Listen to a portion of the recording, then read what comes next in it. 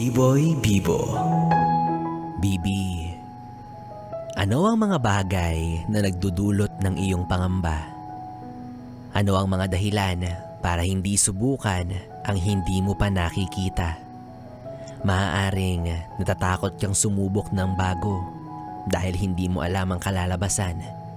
O baka handa naman ang iyong kalooban pero nangingibabaw pa rin ang pag-aalinlangan sa iyong isipan.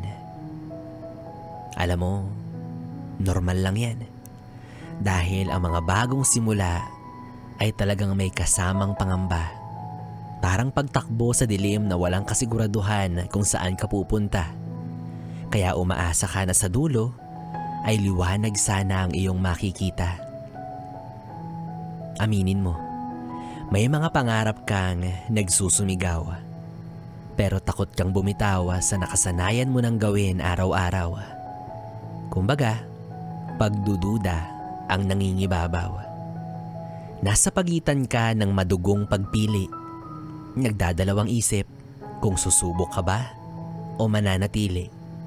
Kahit alam mo may bahagi ng sarili mo ang unti-unti nang nauubos dahil sa pag-iwas at pag-aatubili.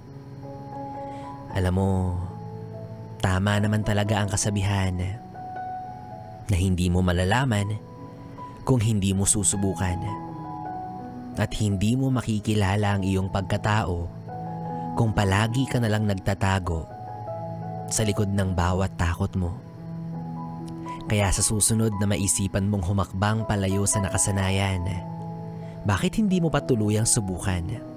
Kahit dahan-dahan. Ano't ano pa man ang kalabasan, alam mong ginawa mo ito ng may katapangan kahit walang kasiguraduhan.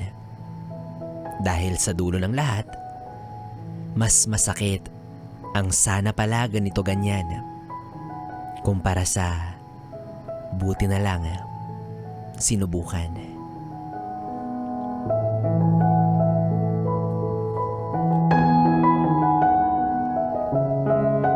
Kaya ikaw, gusto mong mag-grow, diba? Ano pang hinihintay mo? Magpadilig ka na para mag-grow ka pa.